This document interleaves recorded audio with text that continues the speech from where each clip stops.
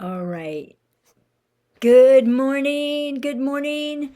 My name is Reverend Annie Batchelder, and I don't usually have the laptop in the corner of the screen, but it's been a little too long in the garden this morning.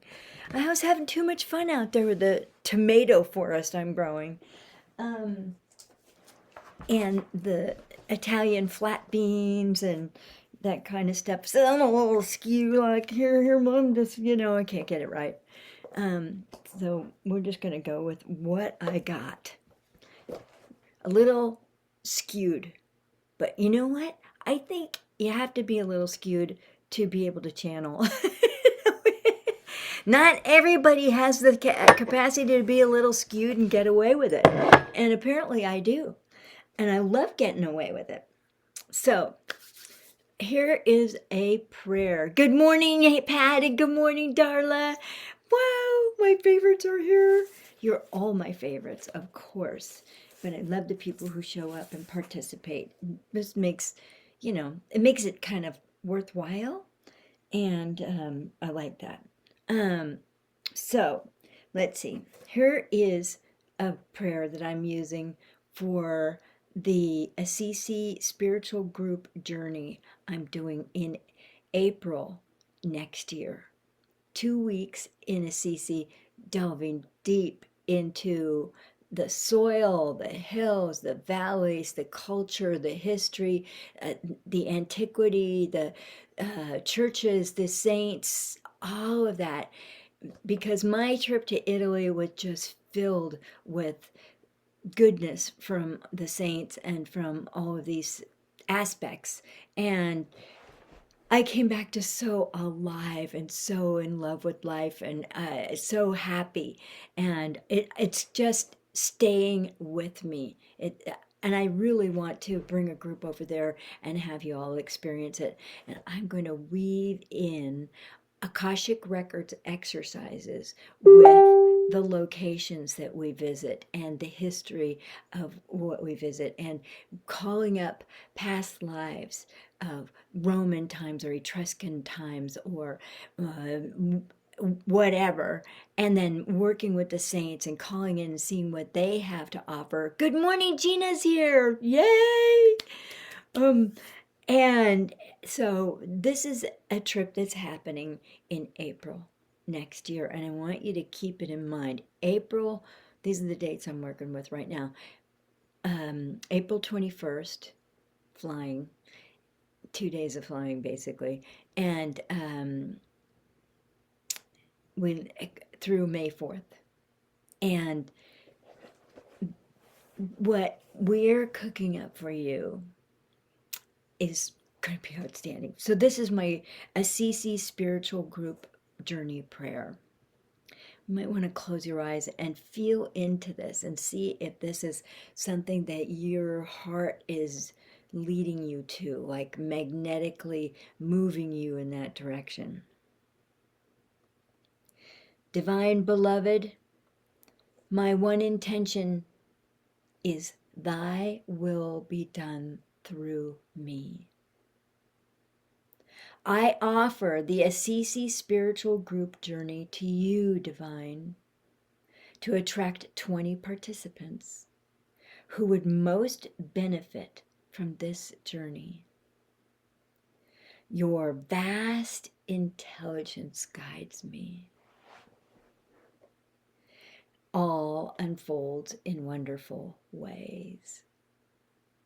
Thank you, Divine, for making this journey a spiritual, logistical, and financial success. Thy will be done through me. I serve you with gratitude. Make it yours, Divine. There's so much that this is offering. I'm going back and back and grooming it and improving it, and and I've got 10 months to keep working on it and making it really, really special for everyone. we're going to even work on soul reunification, and that's why we're working the Akashic Records, because it's all about soul and soul reunification in the Akashic Records, so that we are more and more one with the divine of our understanding. And you don't have to believe in saints. When I went to Italy, I was like, saints, schmates, I don't know. Like, it's just the Catholic Church's way of doing whatever it does. And I never expected to have conversations with them. And that's what happened. Um, and I never expected the very land to speak to me, and the places to resonate so deeply within me, and have that keep unfolding more and more. Um, I, let's go and have a really deep soul journey together. And it's remarkably safe. It's easy. The things in Italy are being handled by my colleague, who is very, very good at this. Lots of experience with tours and um, setting up locations and hotels, and knows the environment inside and out. And we'll have English speaking guides, actual guides to certain places and certain churches. We will go places, investigate the Etruscan environments and the Umbrian environments, and the Roman influences. There's even a Roman hot springs that we'll go to. Like, this, you've got to come. This is going to be so much fun and so spiritually fulfilling and rewarding. It's going to be great. So I'm working on the flights. I'm working on some other details, and I'm working on all the stuff that I'm going to bring forth to you, so that your experience is tailored to your soul's evolution, and what this environment and the influences have to do to free up your heart, so that you can love even more and be bigger in your heart, and be more self-accepting, and understand why you're made the way you are, because we're put together for the reasons that we're put together, that by design. The divine designed us, patterned our souls, gave us a soul blueprint for specific uses and reasons. And you should be able to access that as a skill, as an asset in your life, because the tools that we need to live, these are really good tools for living. And I've been a channel for almost 40 years. And I couldn't go to Anubis and get information about myself. I couldn't be in the channeling mode and detached enough to let the information flow through me. It was just a little chalky and rocky and blocky and clunky. It just didn't flow. But going into the Akashic Records, I can ask questions about myself and get really good information. And I want other people to have this skill and this ability. That's why I channeled the book I channeled. I mean, not that I knew what was going on. They slipped this one on me as a surprise. I took a writing class, and thinking I was going to learn how to write copy, advertising copy, and marketing copy that would just make everybody want to have readings with me, and I become a wealthy and famous psychic. Well, that didn't happen. I started writing this book. I got the first chapter, the introduction, from the Akashic beings of light when I went to this writing class, and that was the only thing that was coming through. And it just kept happening over and over, until I ended up, I think, with 52 or 53 chapters, which I cut down to all of 40. So it's a significant book. It's a teaching manual. And this companion journal goes with it, which in a very, very kind and flowing way to make this learning experience and this experience of your soul even deeper. So you learn skills and you get to explore, worry and fear and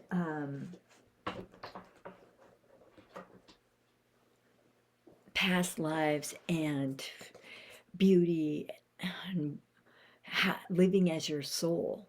I mean, I tell you, we're going to do this trip to Assisi, and you will be engaging so deeply with your soul, you will start to know what it's like to live as your soul.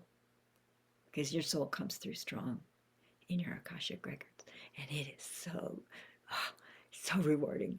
It's like, you know? And, I didn't realize that I had barricaded my heart when I left a former relationship. Like, that was it. Kind of closed off to half the world. And, I barricaded some of my connection to my core womanness in my vagina. I didn't realize how much I had shut that down, and I got it back. And at 68, it is fun. It doesn't have to be gone. It doesn't have to be gone. Just want to read you a few things that I'm pulling in preparation for this trip. In preparation for leading you through this. I mean, it's not just the locations like, let's go spectate. That's, anybody can do that.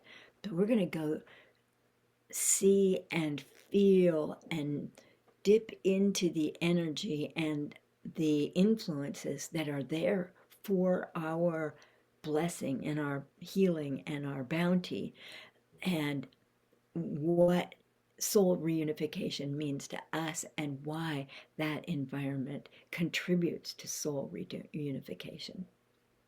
So I wrote this to my colleague. I, for one, have to embody the principles of St. Francis that St. Francis lived by. He lived simply, and we will be staying in monastery rooms. So they are very basic. They do have their own bathrooms, not boyfriends. The rooms have bathrooms. And this location will feed us 3 times a day. It has meeting rooms that we can use. So in between going on to different locations and doing different processes at those locations, about our souls, we will be using these meeting rooms to further deepen our experiences and share our experience with other people. I'm going to have you develop prayers to bring to before meals, because praying or energizing the food or just being grateful for food and being nourished, and somebody else cooking and doing the dishes. Yeah. I think these are powerful implements, and I want you to be able to develop your own prayers and your own skill at writing prayers, because in my world, prayers speak to me. They remind me of what is important. And I want you to have that skill. And, it's clunky at first. It might take some perfecting. But if you get the bones of a prayer, you can work on it. You can massage it. You can wait for the next right word to come in that's just right and expresses it. So St. Francis lived very simply. He lived as Jesus the Christ lived. Barefoot, fancy-free, and 3/4 crazy, and in love with God all the time. He grew his own food. He gave to the poor. He believed in universal love and understanding. And I think it was through this universal love and understanding that he could love someone really sick so much that they got well miraculously. I mean, that is, how else do you do a miracle? You got the divine empowering you, and you love this person, this being, this soul so much that their cells have no choice but to be restored to original operating function. St. Francis believed in radical empathy, spiritual equality. Ha ha! For someone involved with the Catholic Church, I think that's pretty amazing. That must have been really bucking the system then, you know? And the interconnectedness and reverence for all life, being a steward of the environment, and respecting our relationships with the sun, the moon, animals, the planets, etc., etc., etc. You know, St. Francis came back early from the Crusades. Like, nobody quits the Crusades early. That was really bucking the system. His father was not pleased because of the cost of the armor and outfitting him with the outfit and the horse and the, provisions. Like, for Pete's sake, it was no small undertaking. And St. Francis left a life of comfort and privilege, left his comfort zone in order not to separate himself from the ugliness of life, like living with lepers or helping lepers and helping the poor and helping perhaps the mentally ill in the villages, the disabled. So I'm working with embodying these principles more fully, because I do believe in all that. I think all of that is very, very important. St. Francis eschewed violence. That all the people who listen to me must want to disagree with violence. I think we are all hungry for a new story as a human race that is not about good versus evil and you're on top and then I rebel and then I'm on top and and we just keep doing this. I'm the good guy, you're the bad guy, you're the good guy, I'm the bad guy. Come on. There are other options, and we can get a little more creative and be a little bit more empowered by the divine to act and be inspired by a different story. Like, let's investigate, is it really true? Is that person really the bad guy? Was that person as playing the role of the bad guy for my benefit so that I could grow as a soul and I could evolve as a soul so I could be a better human and more compassionate, more understanding, more loving? Love, heart, all of this is rooted in heart. This is where I'm coming from. This is what I'm being inspired to embody as well. How can I be more loving and more patient, more understanding, more giving? And how can I go to bed earlier? To offset all that outflow, right? So St. Francis eschewed violence, promoted understanding through reconciliation. And one of the ways my teacher, Linda Howe, who taught me about the Akashic Records, she talked about exploring past lives as a way to reconcile what happened to us in that past life with who we are now, and as a soul that is always evolving and evolving and evolving to greater and greater oneness with the divine, and less resistance, less and less judgment, less and less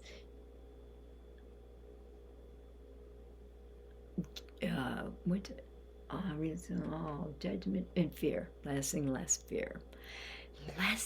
Don't you want to live with less and less fear? I mean, what? That's got to be important in the world of spiritual growth and soul reunification and being one with the divine. You know, less and less fear. So St. Francis used dialogue to be the example of inner peace that the divine is for all of us who choose it. And I mean, I can weave any kind of guided meditation you want into processes on the tours, into exploring the principles, into the physical states of being necessary to be not afraid to love. Let's go there. Okay, Pat's saying something to me. Let me just go into that. Dun, dun, dun, dun, dun.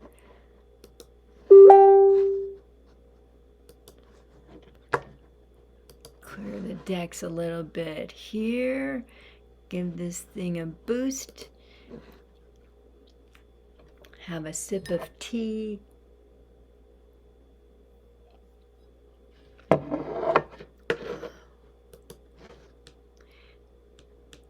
So, Darla has something to say. I'm going to go to Darla first. Sorry, Pat, but because she got in here first. She says, "Hi, Annie. Sorry I haven't been on lately. I'm excited to be here today. I missed you. Oh, Darla, I missed you. She's my aunt. She's my aunt, and she's in the Midwest, and we've only met a couple of times, but I just feel a kinship with her. Like we are similar souls in a way, and I think we've been similar light and humor and beingness and acceptance of human fallibility to the picture and to our relationships with other people, and hopefully to ourselves, grant ourselves that benefit of the doubt. Anyway, so I love you, Darla. I'm so glad to see you. So Pat says, any insights on the astrological aspects happening now and in the next few days? Well, this is a very different full moon. The feeling here, for one thing, I'm sleeping, which I usually don't sleep on full moons. I usually have to take a couple of Tylenol PMs to kind of sleep through it. And I'm sleeping, although I'm waking up quite early these days. 4:30 is not uncommon. But this full moon feels like a very subtle emanation of energy that affects us deeply and allows for a greater and greater and greater and greater opening. Like as my best friend said, the changes are coming, and they're coming fast, and the galloping horses of the fire horse are definitely in motion. Like, whoa, hold on, folks. But you can't resist it because it's happening. It's happening. There's nothing to do but go for the ride. And, surf that wave of movement and allow that wave of energy to take you forward as far as you can go, accepting, and what the ride is bringing you. I don't know about squares and triunes and, the trifectas of the planets, but I know what the energy feels like. And that's my specialty.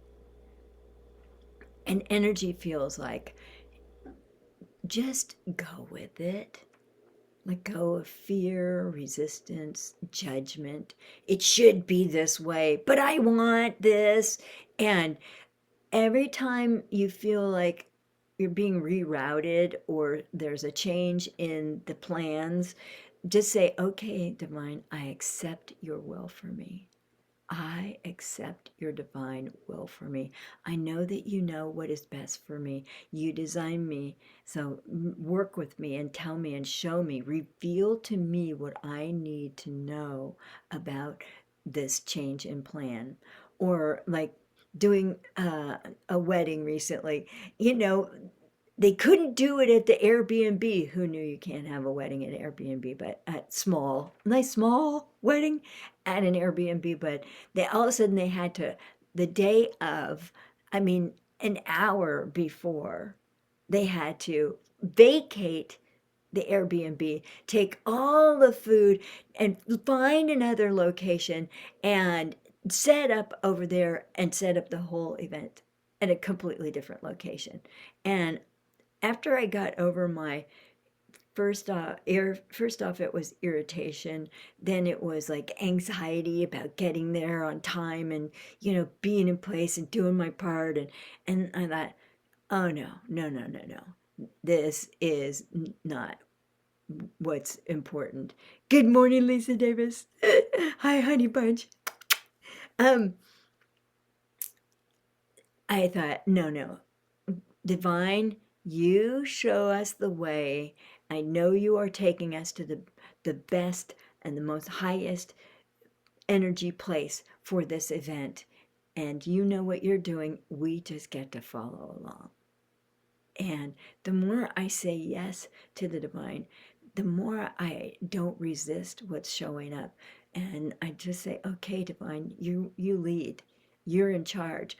And, I turn my will and my life over to the divine every day because it's a much better ride when the divine runs the show than when little old Annie in her small mind and her big opinions are out of the way, and I'm more flexible and open, and then I'm coming from the present moment in a state of love. And like, okay, what does the divine have for me now and now and now? And letting go of my attachment to the plan. Things get done when they get done. And changes in the plan are usually for the best. So let me just look at the astrological aspects again. Well, this Mercury retrograde, long as it is, apparently, is also an opportunity for serious introspection, but it still has some get it done energy in it, which is unusual for a Mercury retrograde, which is usually like, oh my God, I'm just coming up and hitting my head against walls, and whatever I had I in mind, it just isn't working out, and frustration or feeling blocked, or resistance. The resistance in me is strong, something like that. This is a different Mercury retrograde, and the energy feels more like falling through space into a higher location and a higher way of being. And it's like falling backward, like I'm looking up this way going, oh dear, I'm falling backward. I have no idea where I'm going, and I can't control things. But the energy is getting higher and finer, and the light is getting clearer and more precise. That's what this Mercury retrograde feels like. And I should go back and reread what the guides had said about July. They said July was going to be hot. And I think the end of June was very hot, for other people.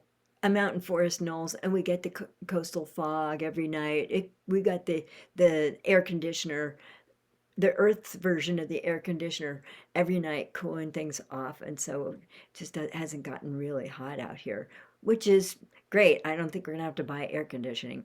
Um, that's another expense we can miss. Um,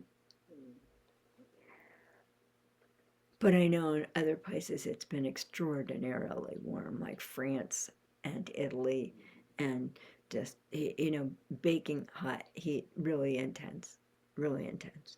And we all know that that's hard on people, and it frays patience, it frays the sharper edges and makes us more testy.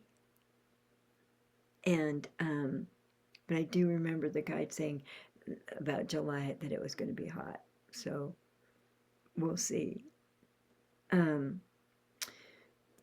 Also, the energy of the planets of late have allowed for serious breakthroughs. And for my personal self, I was having this awful scritchy period with my sister, of resisting her. I didn't like her. I didn't want her to be involved. I had all these conditions on her, and and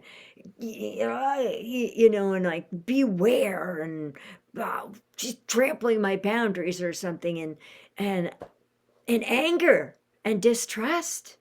And I love my sister.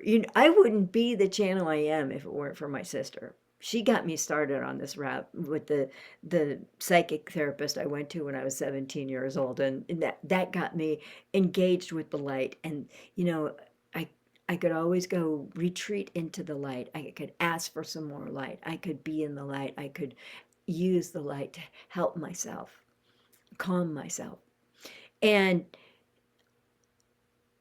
I finally got into this. I made a mistake, and I thought she had changed the schedule, and I was having to do something extra for her, and I was resentful, and I let her know, in a text, of course. But it's easy to say that stuff in a text. um, and and then I realized that she wasn't the one who changed the schedule. The third person was the one. And it was like, oh God, I'm wrong. I made a big assumption. I didn't look at the stuff that went on before in the earlier text and like get the whole picture. I jumped to a conclusion, and I apologized for that. And but I woke up in the morning the next day, and I was like, that just isn't enough. Just to, like, saying you're sorry, it just wasn't enough. And so I texted her again, and I said, I don't know what's going on with me, and I don't know how to heal this. And we both ended up crying about it and connecting again, and being in love with each other again, and trusting. And it's like almost a year's worth of upset and just like vanished. So these are the things that are possible right now.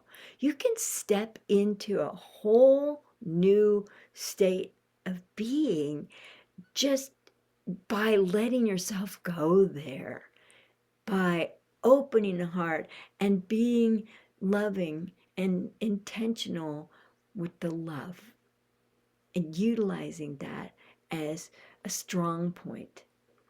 I'm just going to refresh my Bringing Forth Soul Consciousness Facebook group page, because that's where we're playing live and doing this live. And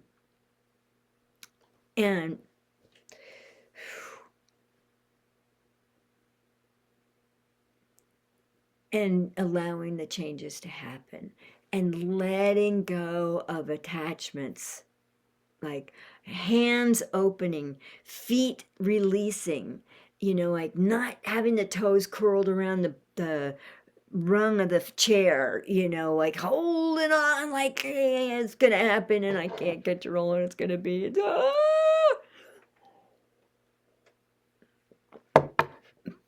but being able to step back, drop my shoulders, open my ears, open my heart. Okay, divine, you show me the next steps to take. Be the one who directs my words, the one who directs my vision, the one who frames my thoughts, the one who inspires me. You show me how to love as you love, how to see as you see, how to hear as you hear, how to be as you be, how to heal as you heal, whether it's healing myself or anybody else. And I think the opportunities for growth right now are just massive. And being open to it on a very subtle and, like at the minutia level, that's fine. Please, if you need to have it at the minutia level, have it at the minutia level, and then have it at the big level too. And the minutia level, if you allow the divine into that little part of your life, like I'm getting a coffee at a different place today, and I'm going to go shopping over here, which is different, and do things a little bit different, but not shockingly different, so your personality isn't just in hysterics and going, no, no, no, no, no, no, no, no, no, you know then your personality will get used to these little changes and will follow the directives far more loosely and more flexibly rather than being brittle and tight and hanging on. So, and it's way more fun. It's like being on a Ferris wheel or a roller coaster and just like loving the ups and the downs. And when my heart closes down or I go into fear, it's like it's so different than being open and having my heart open and loving everyone and everything and everybody and knowing that there's this huge well of infinite love that my heart is drawing upon that just can't run dry. It's the divine universal love. It's the ambient love out in space. It's the love that we were built with when the divine designed us as human beings, as reflections of her light. And when my heart closes down to that, it's like, God, it's painful. And it's like, what can I do to fall in love with somebody and open up again, and or ask for somebody to give me a kind word, and the kind word just feels like, I'm standing in a waterfall and I'm getting refilled, and I'm back in the supply, I'm back tuned in, I'm back plugged into divine love, I'm back on the path. And it is so, so rich and rewarding. And I want you all to know these experiences. And hopefully you can feel this even in this. I'm going on, and I really appreciate that you're such good listeners. But this is the energy that's present right now. I'm still looking at some of the things I wrote about the Assisi Spiritual Group Journey and weaving in different guided meditations that will help everyone expand to the levels they need to expand to forgive themselves, maybe for past life wrongs that they did or were done to them. The more I can forgive. Okay, I'm going to tell you a story. So, while I was in Assisi, I got introduced to Monte Subasio, trying to say things correctly, in Assisi. Beautiful big mountain, lots of history there. The top, the Romans cut down the trees on the top so that they could create some grasslands that would feed the sheep and the cows and the goats. They planted lots and lots of olive trees in another location, and they planted other trees in another section for wood for the fires, wood for the buildings, to supply themselves with the wood they needed. Like they're thinking long term, and this is, I never thought of the Romans as other than stomping through other people's territory and conquering people and bringing their culture in and, squashing the culture that existed there. But actually, they miscegenated quite nicely with a lot of other cultures. And here were the Romans looking forward and creating a long-term plan that would feed generations and care for the earth and work with the natural resources that the earth had, stock the woods with animals, uh, rabbits, and I think some pigs or boars or something like this for food so that everybody had something to eat.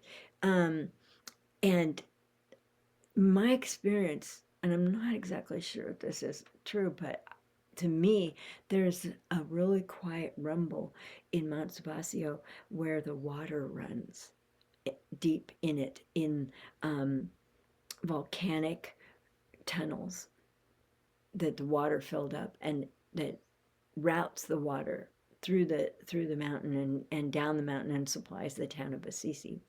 I may have that wrong, but I could hear it. So all of a sudden I'm looking at Montebasio, or I'm talking to somebody about Montebasio, and I was like, oh, I died up there. And it's like, what? What's this mean? So I opened my Akashic Records and I said, what happened up there? And I got the story. And I was a 17-year-old young woman in like 1799, 1800, right in there. And I was wearing a blue-green dress with a close crew collar, close in, tight bodice, snug sleeves, long sleeves, and a huge voluminous skirt that was shorter in front and longer in back so that it trailed behind me, but it was shorter in front so I didn't stumble over it because I did a lot of walking on Mount Subasio. And I had gotten up very early one morning before sunrise, and I had to get up on the mountain and pick some herbs that needed to be picked before the sun hit them in order to retain their strength and their healing properties. And so I was kind of someone with my head in the clouds, but I also could hear the herbs and the life forms in the soil and the growing things talking to me and calling me and telling me where to go to pick them. I could hear those things speaking to me, and I could hear sort of the music of the spheres. And so my head was a little bit in the clouds, and I was fully absorbed in what I was doing, walking up this mountain, and it was quite a steep walk, and I went off path because that's where I was being told to go to get the herbs, even though the path sort of went on the side of the mountain. Oh, let's see. Got it. Sorry. Um. Oh, all right. And so here I am. It's just starting to get light out, and the sun's going to be coming up over the mountain very soon. Um, and I'm going to have you. And I got startled because all of a sudden I see these three soldiers on horses. They come over the curve, and they were startled by me too. And I had a history of carrying like good smelling herbs or some polished rocks, um, or something to give to somebody who was having a bad day or needed a good uplift, or some herb that would just like change their mental processes and improve their state of being. And so if I saw somebody suffering in town, I would just reach in my pockets and give them something that I had. And I wasn't oriented towards beware of danger. I was sort of kind of innocent about that, and it just wasn't programmed to be fearful or stranger danger kind of thing.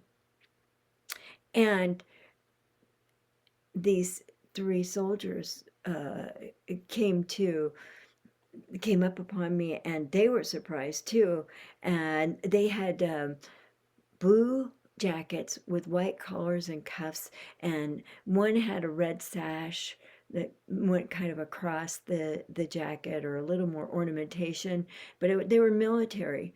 And they all three had some kind of weapon. One had a pistol, which still, they didn't have automatic pistols yet. They were still had to do ball and gunpowder. And another one had like a shorter sword, but it was wider in the middle. And the third one had a longer sword. And one was in charge, and he was like, "Stop," and made everybody halted. And I didn't hear what language he was speaking, but it was very clear. It was like just one word: "Stop." Um, and I stepped forward to pull something out of my pockets, and they all got really chargy, and then I stepped on a rock that caused me to fall backwards, and somehow in the process one of them got cut off both my hands to make sure I wasn't on the attack, or something like that. I mean, soldiers are trained to use weapons. But the whole point of this story was, even though there I was on this steep hillside, head down because I fell backwards, and my hands are stumps and bleeding out on the earth, there was this part of me that was just like, well, I love this mountain. This is a good day to die, and this is a good place to die. That's okay. And I just have to forgive these soldiers. They're trained to kill, and that's what they do. And they just did what they were supposed to do. And herbalists were kind of seen as witches, or heretics, and somehow against the Pope and the Catholic Church and a lot of the powers that be at that time. And for all I know, that these military guys might have been out going, "We got to go reduce the population of witchy types, herbalists, midwives, whatnot," because that was going around. And so that's how I died on Mount Sabasio. But the whole point was, my automatic forgiveness at that time banished any karmic carryover from that moment, because that wasn't who I was at that time. I was immersed in love and unity with the earth and the bounty of the earth, and how I could serve. And in Assisi, a place that sponsored Saint Francis of Assisi, and Saint Clare and Saint Rufino, and all of this, and that was the embodiment of those principles. So, how are we doing on story time? Anybody got a question? Anybody need anything? You want me to look at anything energetically for you? Let's see. I've managed to talk for 50 minutes. I hope it's been rewarding for all of you. I hope you will mark your calendars.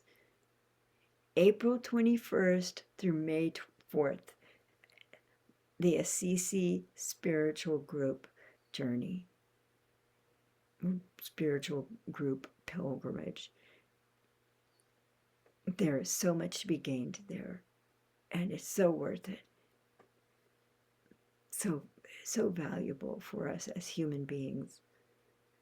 And to me, I think it's just taken my evolution and moved me into a whole, big leap forward, and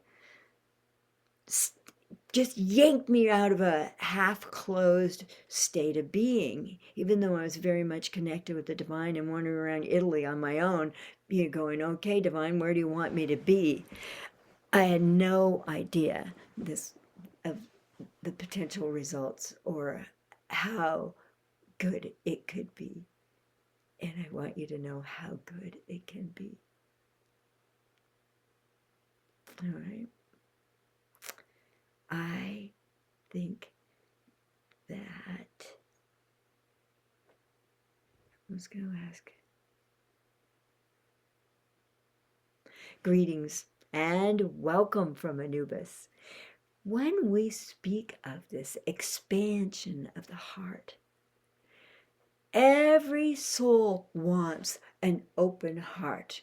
Every soul wants to be the funnel through which the source of divine love, the source of divine light, the source of divine forgiveness, the source of divine healing to flow through an expanded heart, because it is much easier, and the mind comes down and stops rat-a-tat-tat talking to you, and the beingness and the state of being in the present moment kicks in, and you are here now, fully present, all powerful. This and more you shall do in terms of healing, growth, evolution, being with the people that you love, giving to those people fully, unreservedly. And open heart is where you can be in order to be not afraid to love. Be not afraid to love. And we will be with you on these journeys leading up to the pilgrimage, as well as on the pilgrimage itself. So we thank you for being here today. We thank you for absorbing whatever delightful energy you are absorbing, and for the changes, the radical emphasis on change and moving forward and letting go of the past, releasing it. Grant the past the freedom it is calling for, and so that you are untethered to a heavy stone or a weight or an albatross around your shoulders. Untether yourself from your own past.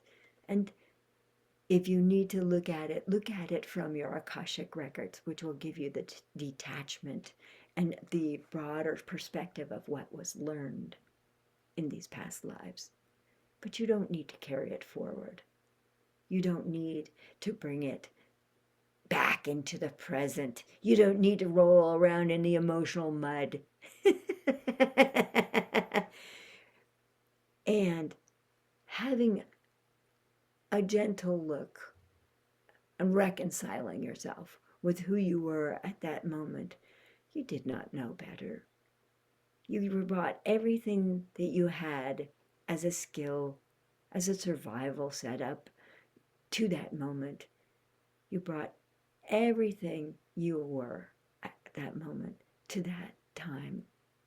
And you could not have done anything else. better.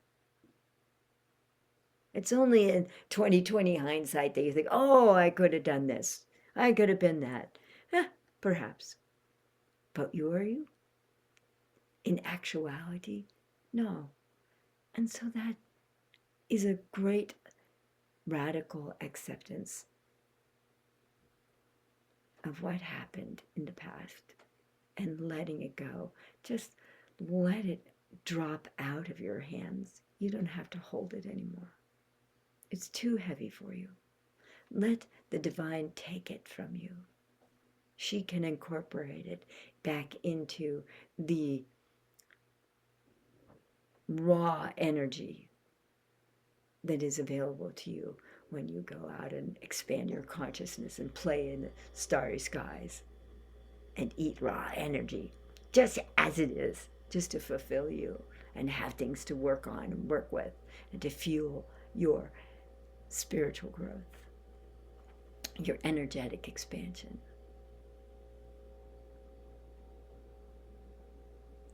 And be not afraid to love.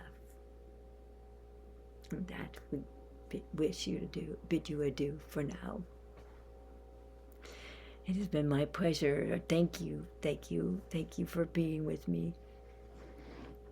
Your kindness and your presence is ever so necessary. I love you all.